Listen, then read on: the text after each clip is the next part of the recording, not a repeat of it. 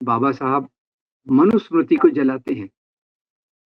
RSS और उनके चेले ये मनुस्मृति का गुणगान करते हैं। बीजेपी की कोशिश है कि अंबेडकर के नाम को लेकर चलें, अंबेडकर के नाम का इस्तेमाल करें करके कांग्रेस और जो इंडिया बड़े गठबंधन के साथी हैं, मैं उनको भी जोड़ लेता हूँ क्योंकि उनके विचार भी ज्यादातर वो मिलते जुलते हैं, उन पर आक्रमण करने के लिए वो बाबा साहब का इस्तेमाल कर रहे हैं। से एक विलन बनाया गया है अंबेडकर के लिए गांधी जी को। अब आप देखिए 1932 के बाद से कौन सा व्यक्ति था जिसने अंबेडकर के बाद छुआछूत के खिलाफ दलितों के अधिकारों के लिए संघर्ष किया? नेहरू और अंबेडकर, जैसे आपने सही रूप से बताया। मेरे ख्याल से इनमें समानताएं बहुत थी और मतभेद थोड़े थे। सावरकर, उन्होंने बौद्ध धर्म का विरोध किया, बौद्ध धर्म को एक डिस्ट्रैक्शन के रूप में बताया। उन्होंने ये हम्म। बताया जब बौद्ध धर्म के लोग हिंदू हमारे समाज को नहीं बदल सके तो अंबेडकर किस झाड़ की पत्ती हैं। भगवान का नाम लेने से अगर स्वर्ग जाएंगे तो अंबेडकर का नाम लेने से कहाँ जाएंगे, ये भी अमित शाह को बताना चाहिए था। क्या वो नरक में जाएंगे?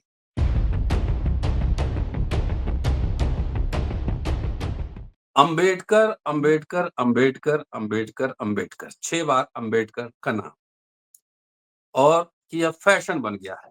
इतनी बार अगर भगवान का नाम लें तो शायद स्वर्ग मिल जाएगा। इसके बाद अंबेडकर को उद्धृत करते हुए कांग्रेस और नेहरू सरकार को घेरना। इसके बाद अगले दिन जब सोशल मीडिया पे बवाल मचा और अमित शाह के खिलाफ प्रदर्शन हुए और उनके पुतले फूके गए, शाम में अमित शाह का एक गृह मंत्री जो है उनका एक प्रेस कॉन्फ्रेंस, जिसमें अंबेडकर के हवाले से कांग्रेस पे हमला बोला गया, सारी कमियां गिनवाई गई।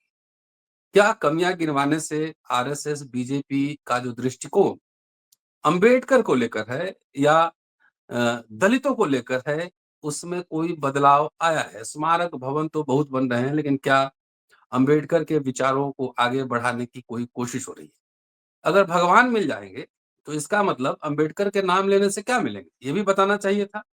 अगर इतनी बार भगवान का नाम लेने से स्वर्ग मिल जाता तो कितने लोग स्वर्ग गए, इसका डेटा भी देना चाहिए था। कितनी, इससे ज्यादा बार तो बहुत लोगों ने रोज सुबह शाम भगवान का नाम ही लेते हैं, तो कितने लोग स्वर्ग गए, उनका डेटा होना चाहिए था।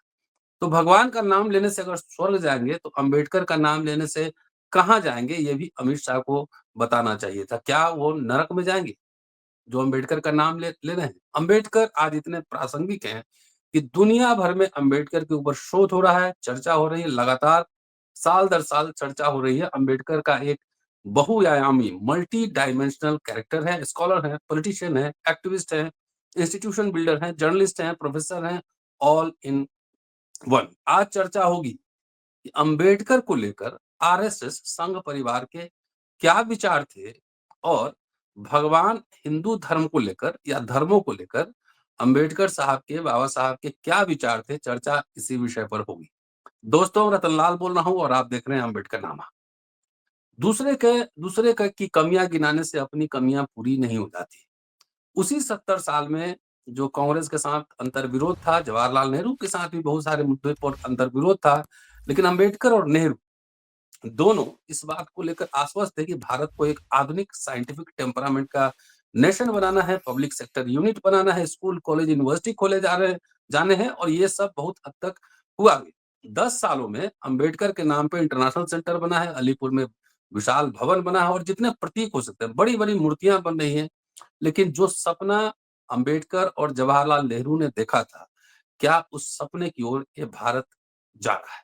प्रोफेसर राम पुनियानी साहब हमारे साथ हैं, विस्तार से चर्चा इसी विषय पर। स्वागत है सर।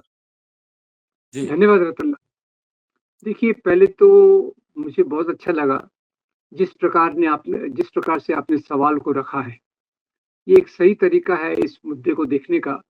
और अंबेडकर जी का जो पूरा जीवन काम था, जैसे आपने कहा, वो केवल एक्टिविस्ट नहीं थे, केवल राजनीतिज्ञ नहीं थे, केवल लेखक नहीं थे, और दलित समाज को आधुनिक अधिकार दिलाने के लिए जो भी कुछ हो सकता था वो सब उन्होंने किया।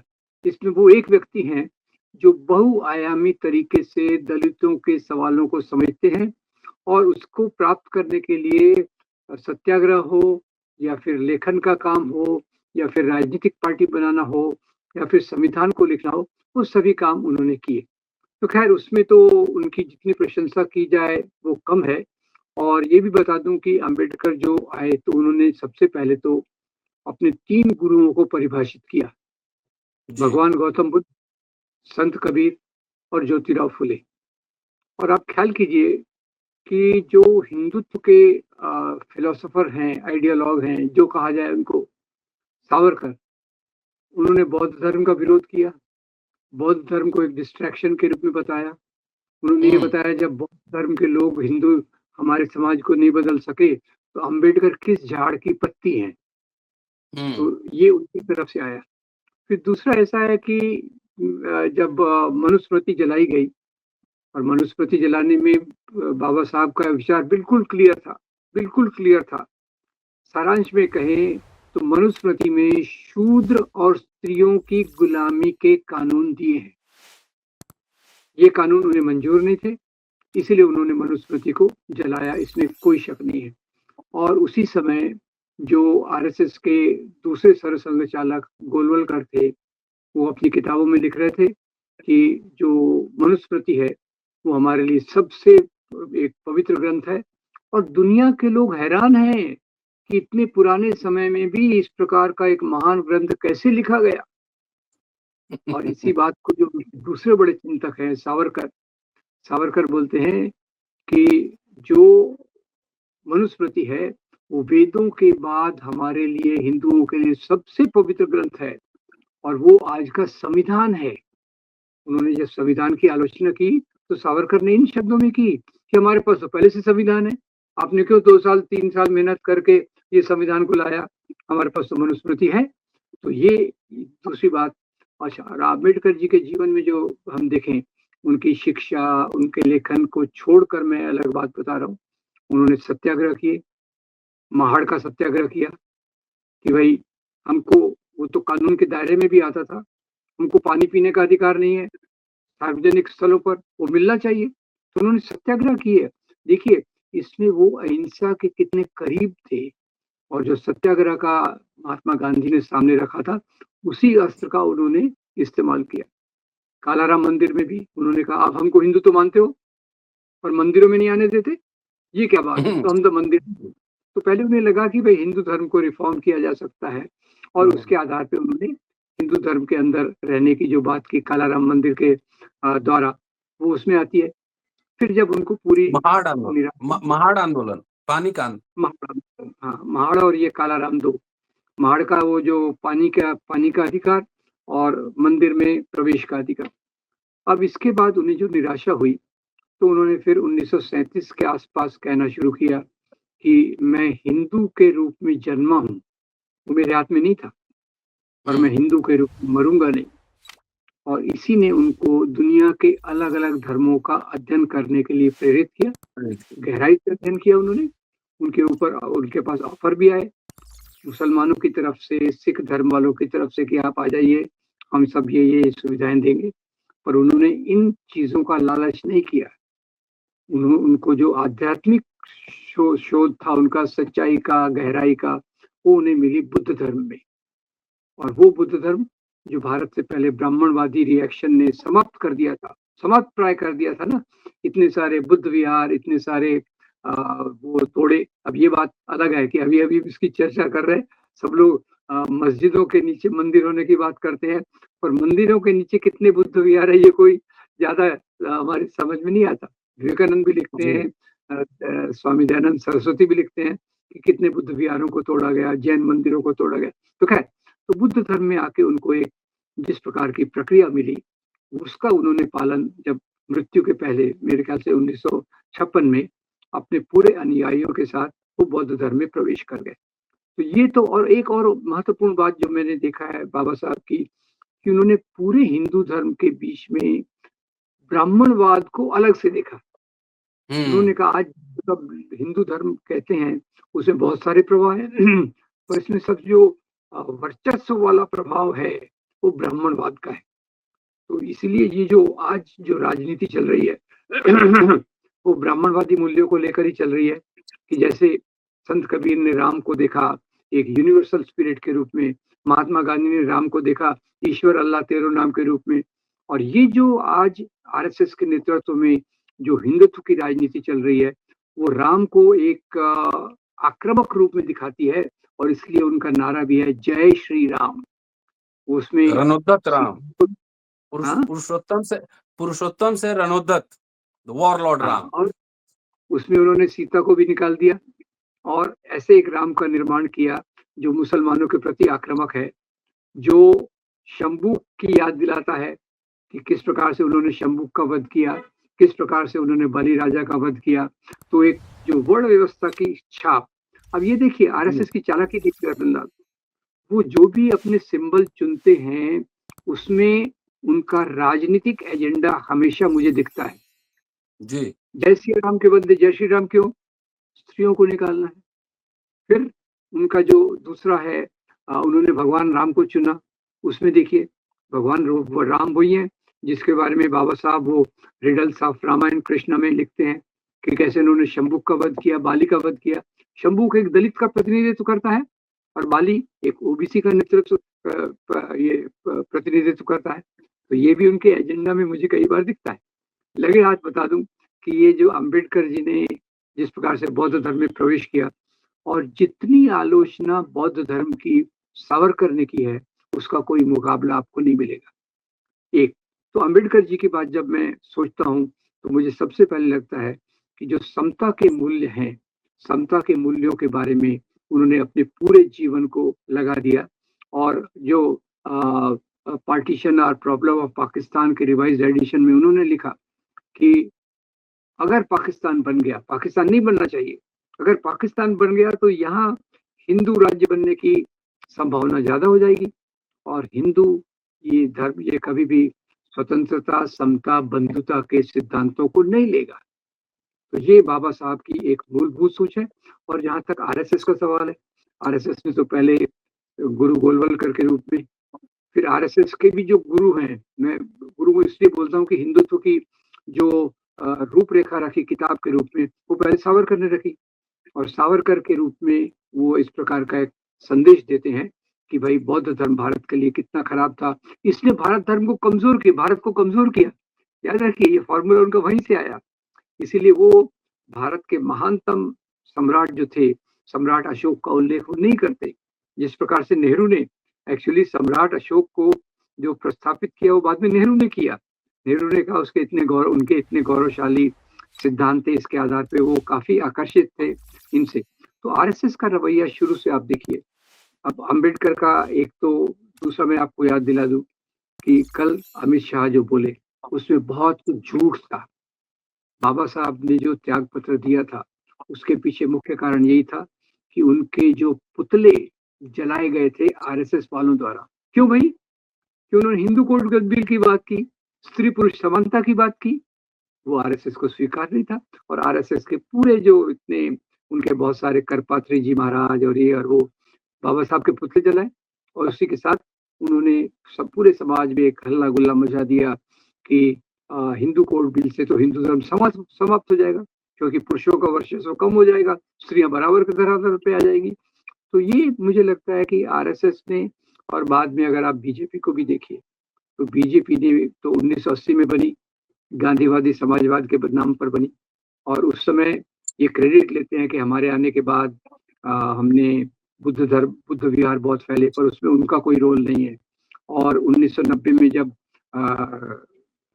बीजेपी ने ये रथ यात्रा निकाली, मंदिर को तोड़ा, तो उसमें ये उनकी राजनीतिक आधार है। जबकि बाबा साहब एक तो पहली बार पूरी तौर से अहिंसा में विश्वास रखते थे।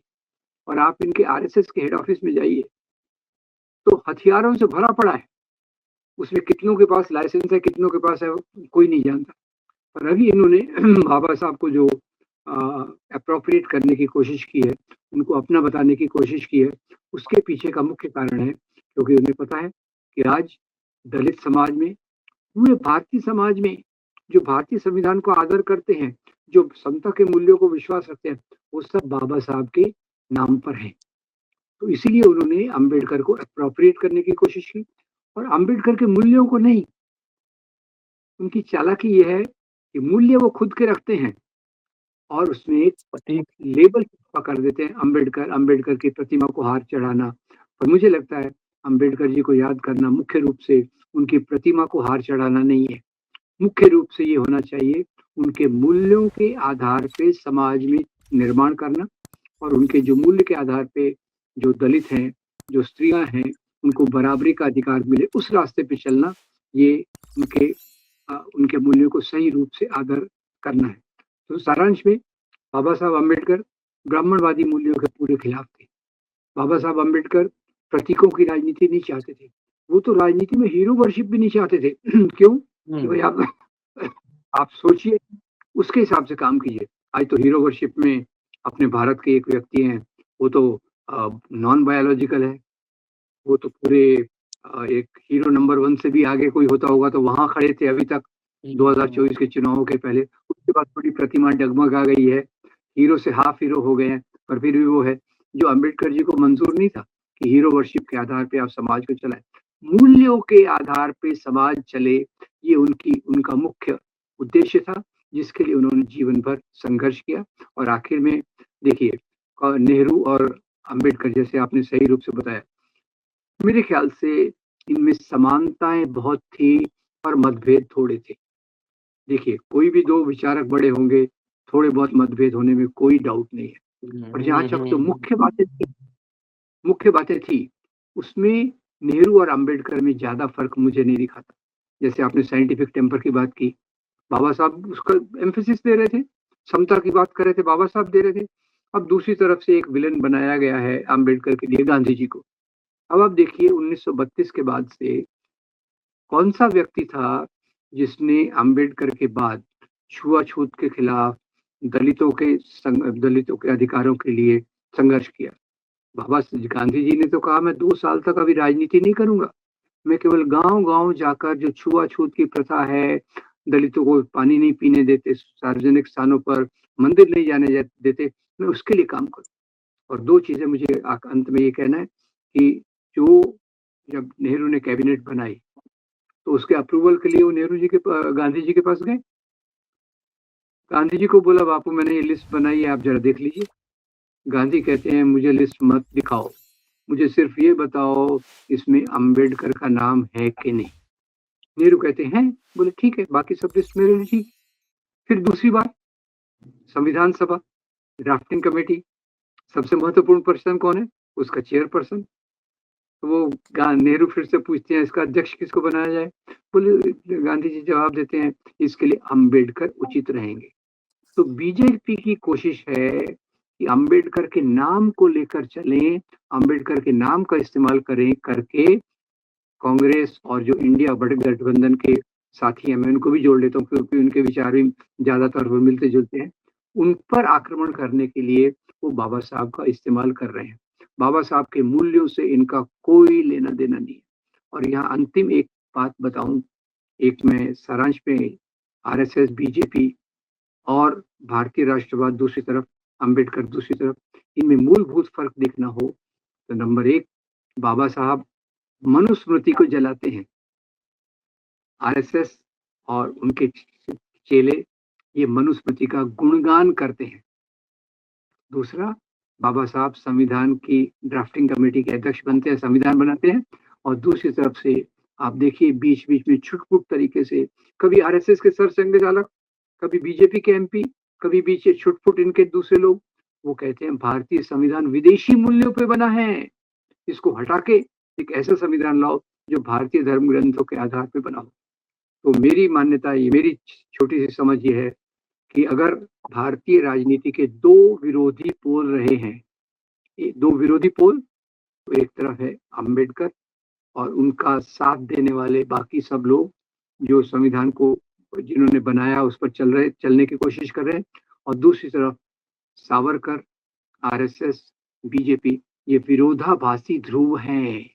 और इसमें पिछले 25-30 सालों से बीजेपी कोशिश कर रही है कि अंबेडकर जी का इस्तेमाल करके दलितों को गुमराह किया जाए, दूसरों को गुमराह किया जाए, और इसके लिए बहुत बड़ी-बड़ी कोशिशें वो कर रहे हैं। सर, एक सवाल और, सैद्धांतिक सवाल। जी, जी। जाहिर है अम्बेडकर एक पॉलिटिकल एक्टिविस्ट भी थे और उनके सैद्धांतिक मतभेद कांग्रेस और गांधी से, स्पेशली गांधी से थे। वो थे अस्पृश्यता के सवाल पर। बाकी मोटा-मोटी बहुत सारी चीज़ों पे उनकी सहमति भी थी, लेकिन यही मेन मुद्दा था। डॉक्टर अम्बेडकर ने एक किताब लिखा था, what Gandhi and Congress have done to the untouchables. और उसके बाद वो कैबिनेट में भी शामिल हुए और राज्यसभा में भी रहे, संविधान सभा में रहे। तो जो पॉलिटिकल पार्टी के जो अंतर्विरोध होते हैं, तो ज़ाहिर है जहाँ रहेंगे वहाँ होंगे ही होंगे। उस समय संघ परिवार तो अंग्रेजों के साथ था, आरएसएस। वो तो कोई पॉलिटिकल फोर्स बना नहीं था, तो ज़ाहिर है अम्बेडकर के अंतर्विरोध कांग्रेस से होते। एक सवाल है, चूँकि इस किताब का उद्धरण बहुत सारे दलित संगठन भी देते हैं और खाली यही जी, जानते हैं, उसके आगे की बात नहीं जानते हैं कि क्या-क्या हुआ। और कई बार संघ परिवार के लोग भी इस किताब का उद्धरण देते हैं। क्या जी। ये नहीं पूछा जाना चाहिए कि आखिर जो कुछ हुआ दलितों के साथ वो 70 साल में ही हुआ ना, पब्लिक इंस्टीट्यूशन बने, आरक्षण आया, पढ़ाई-लिखाई हुई, नौकरियाँ मिली, बिल्कुल। सब कुछ उसी में। अब ये एक जी। सवाल नहीं बनता है कि आखिर संघ परिवार ने अस्पृश्यों के साथ क्या-क्या किया? इस पे एक शोध तो बनता ही है ना, कि 10 बिल्कुल बनता 10 है। ही साल का ले लें, तो 10 साल में खाली भवन बनवाने के अलावा क्या-क्या किया? इसलिए दलित राजनीति को भी रिडिफाइन करने की ज़रूरत है और संघ को तो हम लोग समझते हैं ही। तो एक इस पे क्या बनता है? क्या-क्या हाइलाइट्स दें कि अछूतों के लिए संघ परिवार और बीजेपी ने क्या-क्या किया?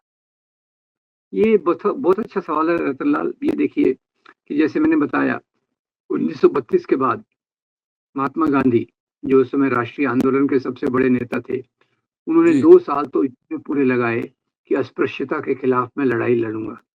और जी। गांधी तो कांग्रेस और पूरे आंदोलन के नेता थे। उन्होंने यहाँ तक कहा था, उनके साबरमती आश्रम में एक दलित परिवार को उन्होंने प्रश्रय दिया, तो उनके कस्तूरबा को मिला के बाकी सब लोग उनके विरोध में हो गए। तो उन्होंने कहा किसी को जाना है जाए, मैं आश्रम बंद भी होने दूँगा पर दलित परिवार को मैं अपने पास रखूँगा। और ये बहुत बड़ा सिंबल था कि वो जब बंद होने आया तो 2-4 दिन पहले वो विक्रम साराभाई के परिवार के लोग उनको 2 साल का पैसा देके गए। तो ये उनकी प्रतिबद्धता देखिए।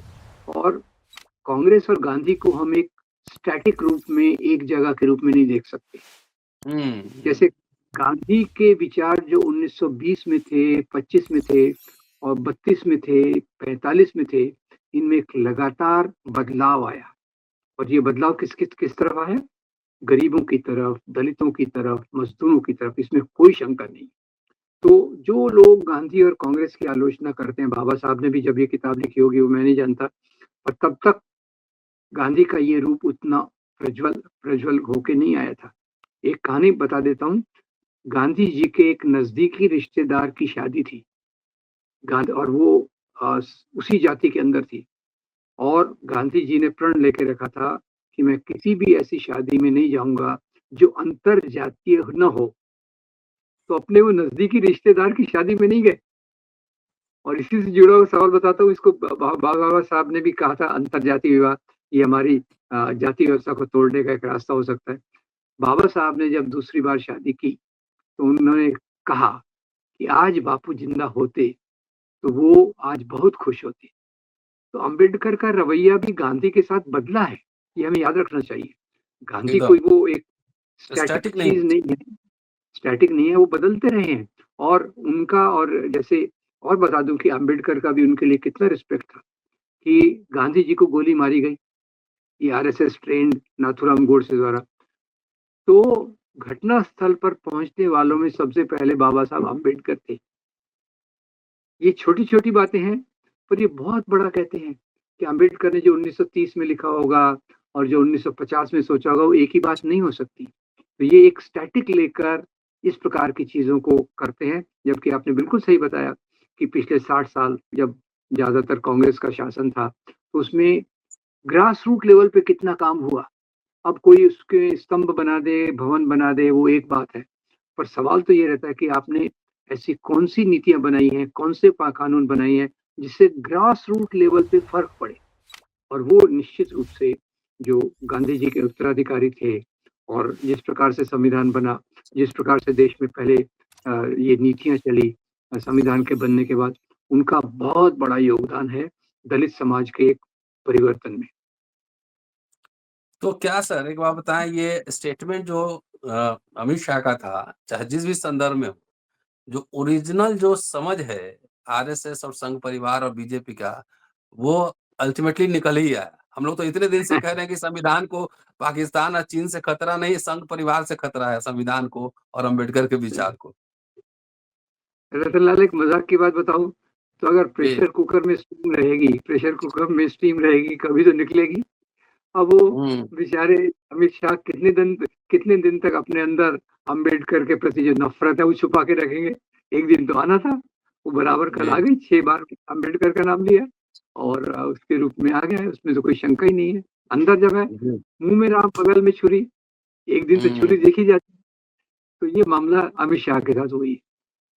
चलिए, शुक्रिया सर बहुत शानदार बातचीत के लिए। और अम्बेडकर विचारों और किताबों में है, सिर्फ़ भवनों और प्रतीकों में नहीं। अम्बेडकर को लेकर किस तरह के लोग क्या-क्या विचार रखते हैं, और ये सिर्फ़ पार्टी की बात नहीं है, संस्कृति की बात है कि बहुत सारे लोग बहुत सारे पार्टी में रहते हैं, लेकिन अम्बेडकर का नाम लेते हैं, गले में फूल माला पहनाते हैं और कोशिश करते हैं कि अम्बेडकर के विचारों को दफ़न कर दिया जाए। शुक्रिया, देखते रहिए अम्बेडकर न्यूज़। थैंक यू बहुत सर। धन्यवाद।